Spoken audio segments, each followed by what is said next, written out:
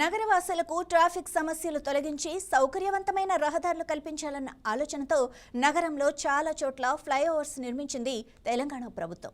అందులో భాగంగానే నిత్యం వాహనాల రద్దీతో తీవ్ర ట్రాఫిక్ జామ్ అయ్యే మలక్పేట వద్ద నల్గొండ క్రాస్ రోడ్డు నుంచి కంచన్ బాగ్ వద్ద ఉన్న ఓవైసీ హాస్పిటల్ వరకు స్టీల్ బ్రిడ్జ్ను నిర్మిస్తున్నారు. కొన్ని సంవత్సరాల నుంచి ఫ్లైఓవర్ పనులు మాత్రం ముందుకు కదలలేదు. అయితే ఎట్టకేలకు త్వరలో అందుబాటులోకి రానుంది. మరి ఇన్ని రోజులు ఈ ఫ్లైఓవర్ పనులు ఎందుకు ఆలస్యమయ్యాయి? ఇప్పుడు అందుబాటులోకి రానుంది. పూర్తి డీటెయిల్స్ ఫ్లైఓవర్ గురించి మా ప్రతినిధి లహరి అందిస్తారు.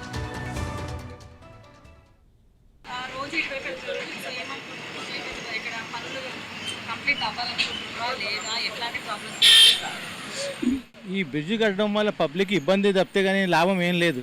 ఎందుకంటే దీని మూలంగా 2 సంవత్సరాల నుంచి జనానికి ట్రాఫిక్ డిస్టర్బెన్స్, రోడ్ యాక్సిడెంట్లు, జనానికి ఊరు చుట్టూ అంతా తిరిగి రావాలా, ఇవన్నీ ఇబ్బందులు ఎదురవుతున్నాయి.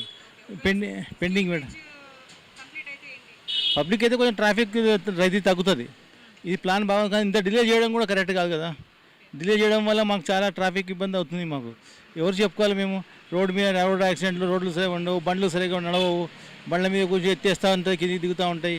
అవన్నీ ఎవరు బాధ్యత తీసుకోవాలి? ప్రభుత్వం ఏమో అలా కాంట్రాక్టర్కి ఇచ్చి వదిలేస్తుంది. వాడేమో టైం మీద చేయడు, మనకి ఎవడు పట్టించుకోడు. అలాంటి ఇబ్బందుల వల్ల మేము పాపం చాలా సఫర్ అయ్యాము. సంతోషమే. 2 సెకండ్కు ఓపెన్ చేయడంలో ప్రభుత్వం తొందర చర్య తీసుకొని ఇలాంటివి ముందుకు తీసుకెళ్తే మాకు అంతా ఉపయోగపడతాయి. ఇలాంటి చిన్న చిన్న బ్రిడ్జిలు కూడా.